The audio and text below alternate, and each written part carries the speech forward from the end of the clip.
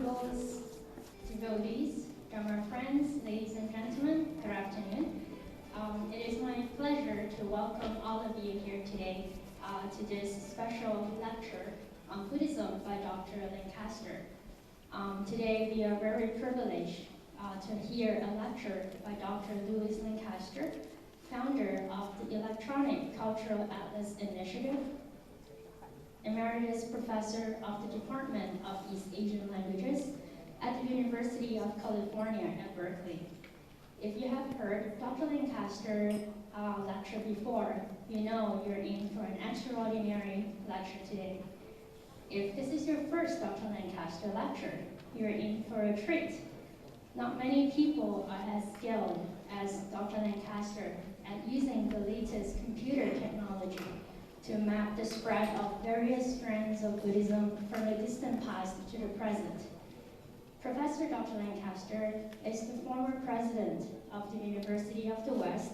He was also the chair of the Buddhist Studies at University of California, Berkeley, and editor of the Berkeley Buddhist Studies series.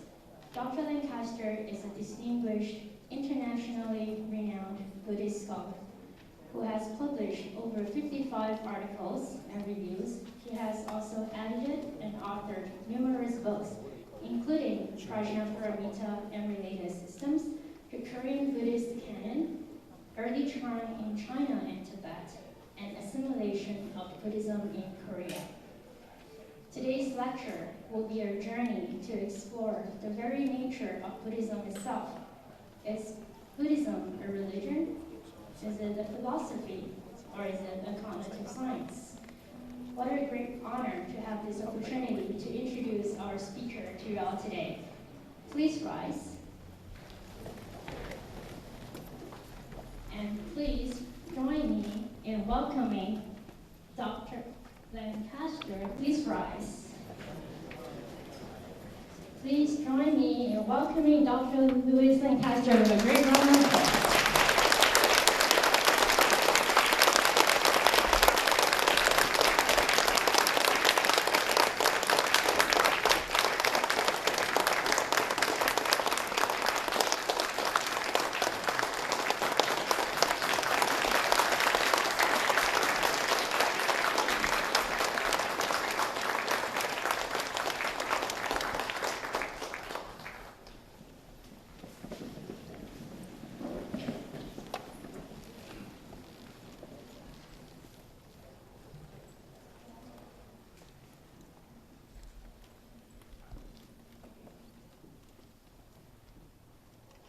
Well, thank you all very much for coming on such a beautiful afternoon.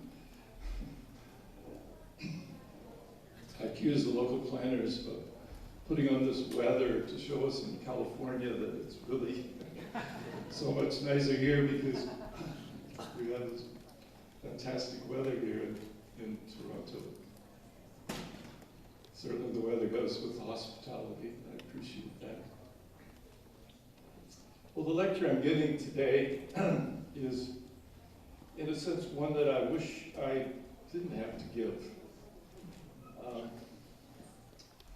In the sense that I can say through the years, and my years now have become quite a few, I would say that the most asked question that I have had through the years is the question, is Buddhism a religion or a philosophy? It just keeps turning up. I would say once a week, somebody asks me that question. And I've never really answered it, to be truthful, except to say what I've always believed, that it is a religion.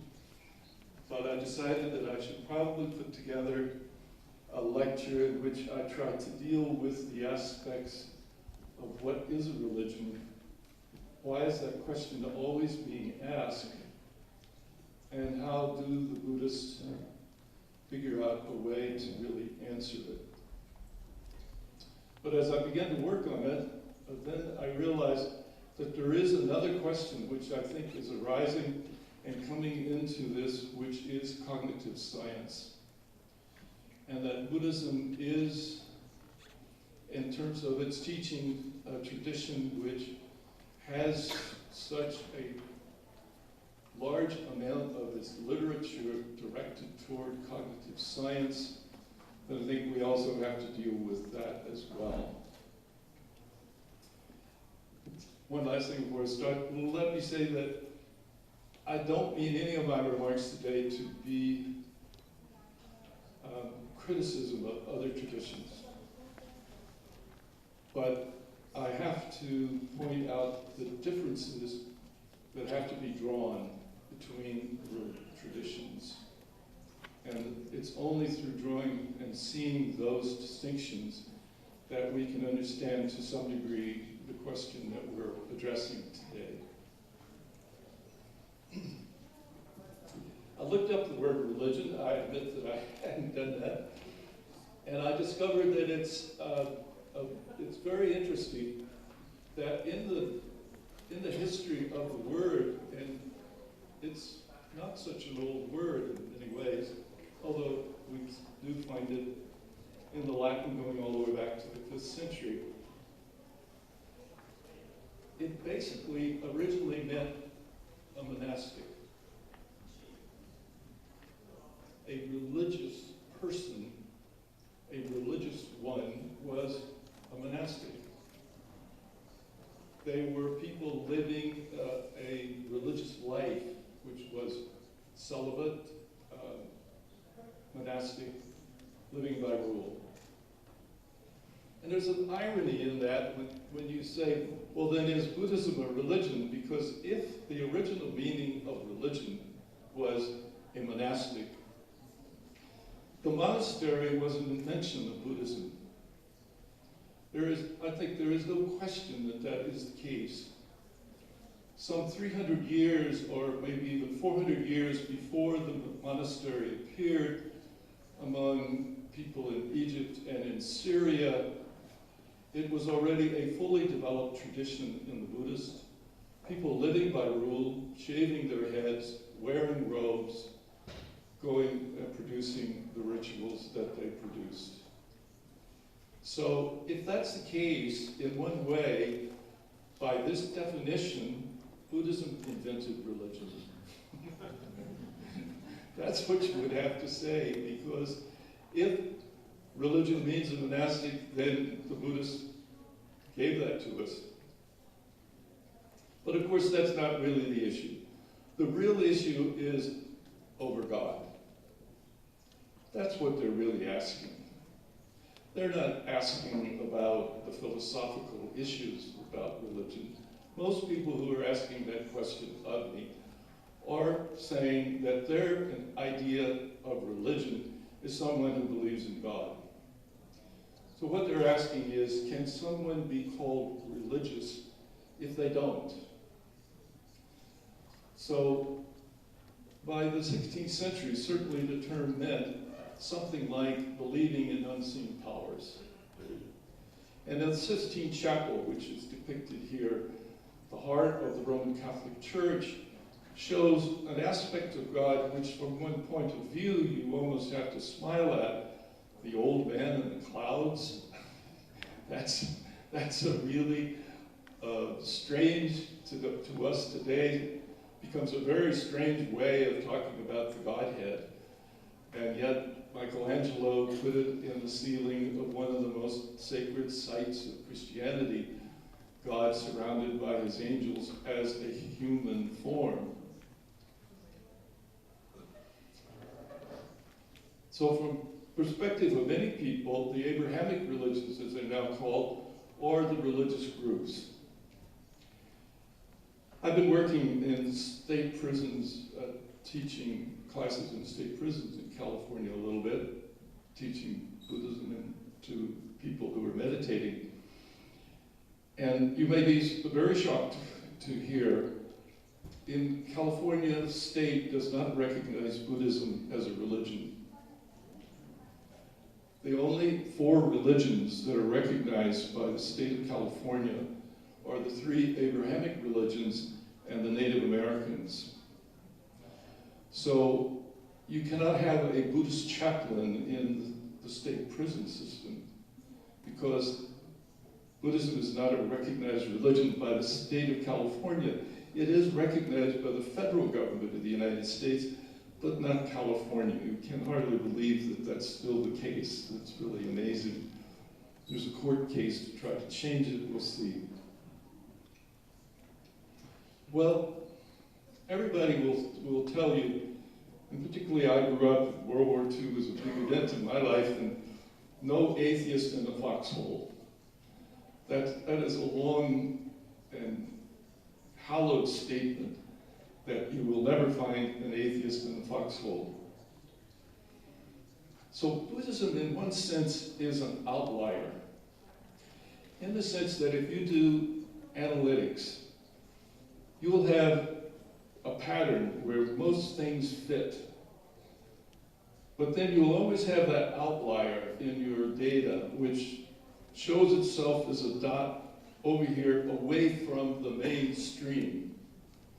So Buddhism is like that to some degree. It is an outlier. But it is also the case that if in Europe and North America, if foxholes produced the belief in God, then you would think that World War II would have produced an enormous rise in the belief in God. The cities were destroyed, people were devastated, they lost their loved ones. But the exact opposite has happened. Ever since World War II, the belief in God has been falling steadily. The number of people who enter religious life as people who want to do it professionally has dropped continually through the decades following it. So in fact, the foxholes did not produce what everybody said. It seems to have produced the opposite. There was a loss of this particular belief pattern. There's an attempt to reconstruct it, which is something that's going on particularly across the border, not so much, I think, here in Canada, and that is intelligent design. That if you repackage creation as intelligent design, then you can push it, you can get it back. But I kind of like this cartoon with the tiger. It won't go back in the box. It's not going back in the box, no matter how much people try to do it. The graph which you see, which is hard for you to read, I understand, but you'll see one line at the very end which is dropping way down. It's like when I talked to the young people who are here for this conference, I told them the name for anybody born from 1980 to 2000 are millennials. That's what they're called. It's not baby boomers or Gen X, they are the millennials. Among the millennials, the belief in God has been falling at a very rapid rate, and that's what you see on that line that's dropping at the end of that chart. Among the other age groups, the belief remains rather steady, but not among this generation of millennials. It's the opposite. And I think this is something which has, in a sense, brought about an attempt to figure out how to deal with this issue about God. I always like this one. That is, if you have something which is really hard to do, do it more. If you just do it more, it works. You talk to any addict or alcoholic, they all know that if you just do it a little bit more, it'll be good again. I think that the issue about the Creator God and the nature of God, which is behind this question about is Buddhism a religion, when it states you can never find a first cause. That's because Buddhism has opted to be on the side of endlessness. We exist in an endless environment. We can never find the extremes of that endlessness. So we can never go back and find the beginning of it any more than we can go forward and find the end of it. There is none from the Buddhist perspective. And the Buddha himself said, if you're trying to find the first cause, you're going to have a long search and you will never find anything. It's like looking for the pot of gold at the end of the rainbow. You won't get there because there'll always be something else in the next moment, and the next, and the next. So, religion. Durkheim came and said, well, there are two things. There's sacred and profane. Religion is the opposite of profane, which is the ordinary world. Religion is something which is sacred and transcendent, and everything in the world can be divided into either sacred or profane. And a lot of us who studied comparative religions and these things, that's what we studied. We studied Durkheim. But Jack Goody came along and said Durkheim is crazy. There is no universal idea of what is sacred and what is profane in the world. If you go to another culture, what's sacred in one culture is profane in another, and what's profane in one culture will turn out to be sacred in another.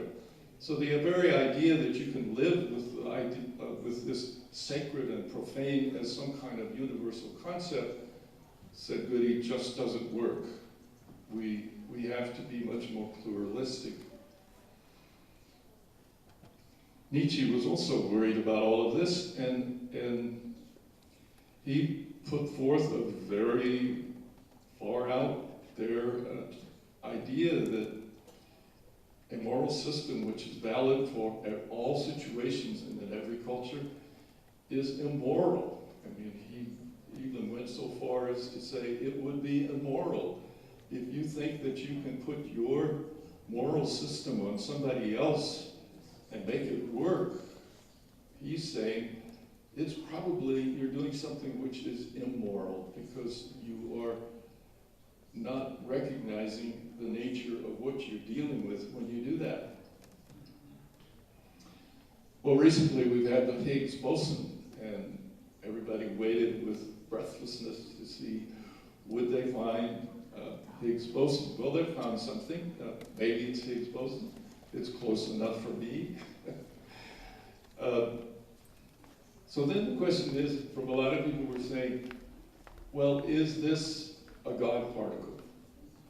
Have we at last come to the place where we find the very basis of life itself and materiality? Now we know where it starts. It starts with these Higgs bosons. But when they say that, it doesn't work either, because all the Higgs boson people in CERN in Switzerland are saying is, when the photons collide, there's debris. And out of that debris, we have come. We are part of that. But they recognize that the debris has many different particles. Higgs boson will be one of them, but it won't be the only one. And probably we have come to as far as we can go right now with the world's largest machine.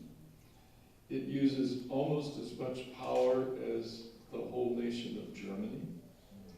The data created by that is so great that it has to be stored in 9 different places, and it's being shipped out over fiber optic cables to Taiwan.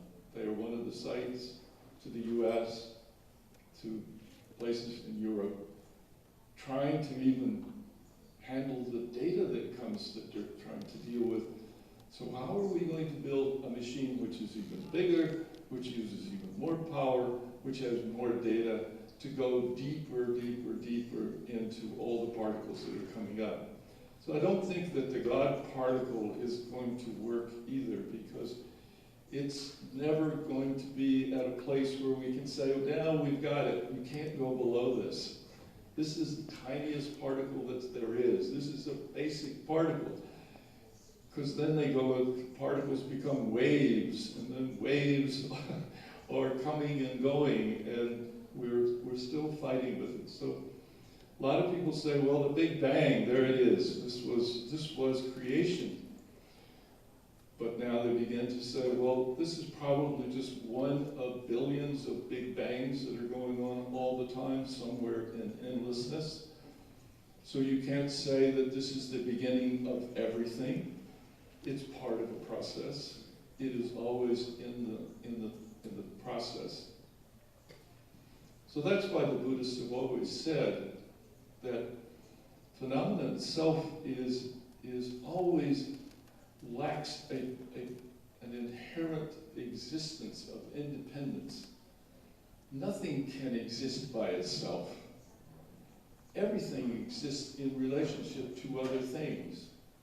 And so the whole idea of a first cause would be one that has no preceding moment.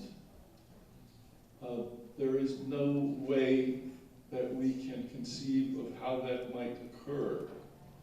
And so the first moment, even in the Big Bang, does not violate what the Buddhists are saying about this. So from one perspective, then, the question that we're asking is about God, first beginning, the initial stage, what is the first cause? These are all the issues that people are really asking about. It's not so much asking about Buddhism itself, it's asking these questions. The other thing is rituals. And I get very annoyed with reading books about Buddhism because most books about Buddhism, general books on Buddhism, which quote each other, so that you can look at a book written in 1990, 1980, they're almost the same thing. You can look back at 1950, they were already saying those things. So we have built just copying from when, once it gets on the library shelf, it's very hard to have a change. Everybody just keeps saying it. So one of the greatest mistaken notions that I read in all of these is the Buddha didn't like ritual. So does that mean Buddhists don't like ritual? If that's so, there are no Buddhists. There is no tradition that doesn't use ritual. None. So what are they talking about? The Buddha never said no ritual. All he said was, you cannot have a ritual where the efficacy of it, its power, is inherent in the birth of the priest who does it. You cannot have a Brahmin priest just by birth having the power to make a ritual work from the Buddhist perspective. He rejected that. That's what he rejected. Ritual, no. I mean, the Buddhists are filled with rituals. You all know that. This whole room is built for ritual. It's what it's here for. So you wouldn't say that people who practice rituals are somehow violating the basic Buddhist teaching, and they are not. That needs to be taken out of the books that people write about the nature of Buddhism. We know every religion has ritual. Islam's greatest ritual, of course, is at the site of the founding of itself, and is all focused around the Kaaba and the stone, that small stone that resides in that place. That's the ritual. It's all circles there. The Catholic Church on Christianity has its ritual too. The bread, the wine of communion is transmuted and in the ritual becomes the body and blood of Christ. That's a ritual. That ritual act is something which cannot take place anywhere but in that ritual. You can't have that happening unless you have that ritual. Hinduism has the ritual in which the image has the murti. It has the actual presence of the deity in it. Murti is in the image of Ganesh. They have a powerful belief that therefore images can't be easily moved because they've got the mortality of that place and that particular one.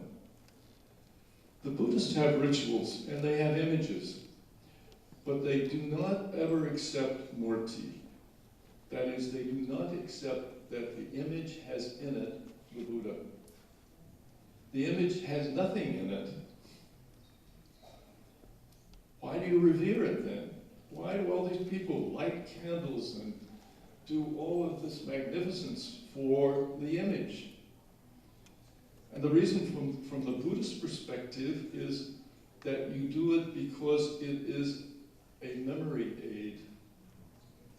It causes you to remember the Buddha. There's no magical power inside an image. It's a memory aid. That's all it is from the Buddhist perspective. Now, anytime you say something about Buddhist, of course, there are multiples. And there is one tradition in Korea where Maitreya is actually said to reside inside an image. And there is a small group in Korea that has Murti as Buddhist.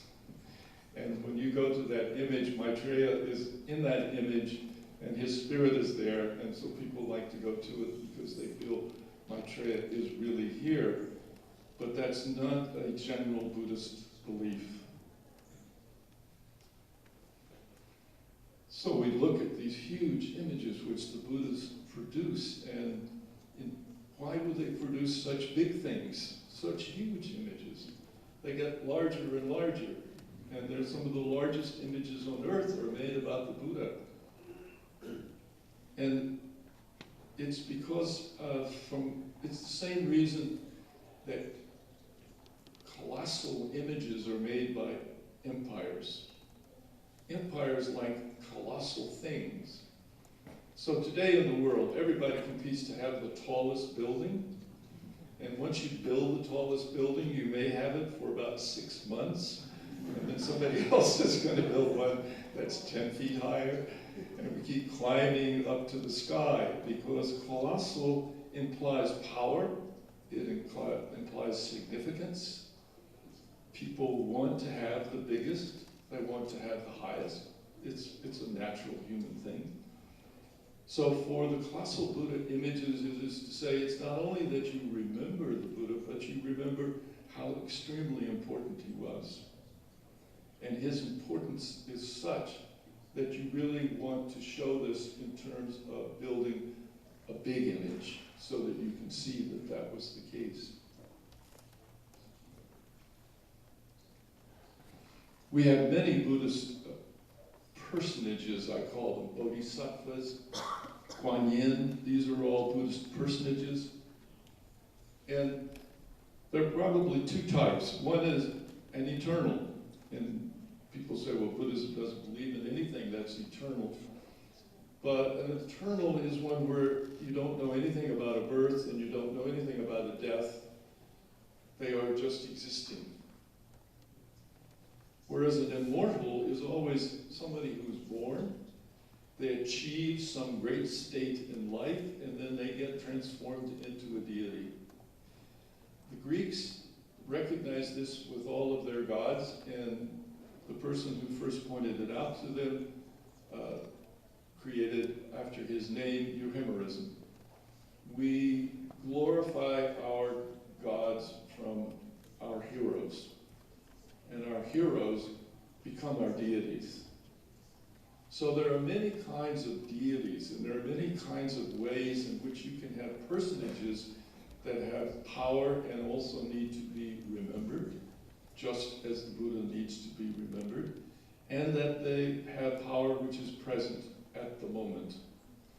For a lot of Buddhists, this became really important. You read the text and they say, people weep because they live in an age when there's no Buddha. And they say, Shakyamuni's gone to Nirvana. He's gone. What am I to do? I'm left in this world that's full of problems. Where shall I turn? Where am I going to look for some kind of help?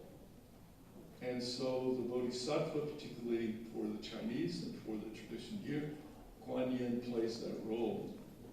Kuan Yin becomes the present helper, the present support, and that therefore, in many ways, Chinese Buddhism becomes more focused on Kuan Yin than on Shakyamuni, because she's forever present.